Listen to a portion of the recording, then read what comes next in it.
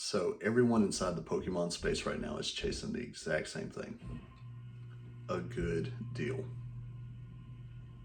But the longer I've been in the hobby and now transitioning towards the business side, getting to talk from both sets of people, the more I'm realizing that most people cannot even agree on what a good deal is. Because when you say the words good deal, that usually means they got it for less than it was worth. But then the next question that comes up is, and this is a slightly bigger question, who even determined the value of this in the first place? And this is where a lot of tension is coming from in the hobby.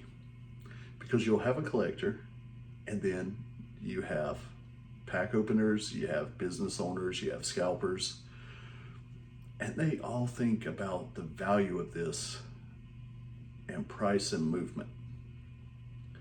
And those groups does not look at this the same way.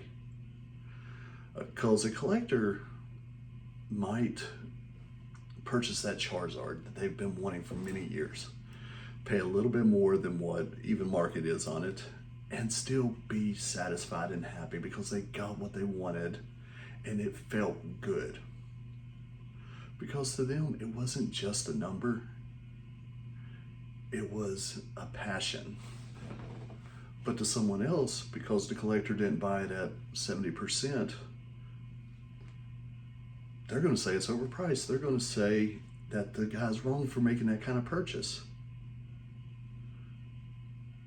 And it's not because the person's actually wrong. It's because they're looking at this from a completely separate lens.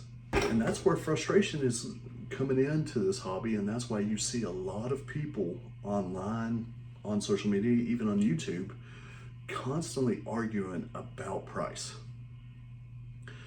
But the worst part is they're having two separate arguments because they're not even defining the value the same way. Because one side's going to be on the emotional, one side's going to be more logical, and both of them are going to think they're 100% right. Even myself, I've even started looking at this a little different and asking, instead of asking, well, is this a good deal? I started asking myself, who is the deal even for? Because a good deal for a collector might be completely different from a good deal to a business owner.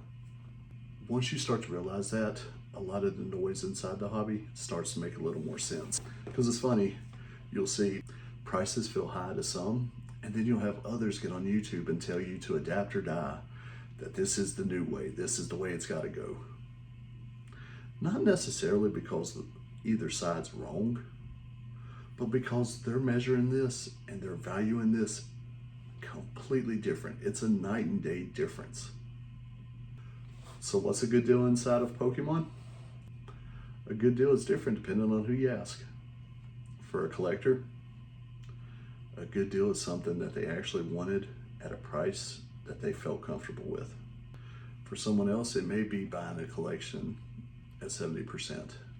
To others, it may be buying sealed product at MSRP with the hopes that they can move it years later,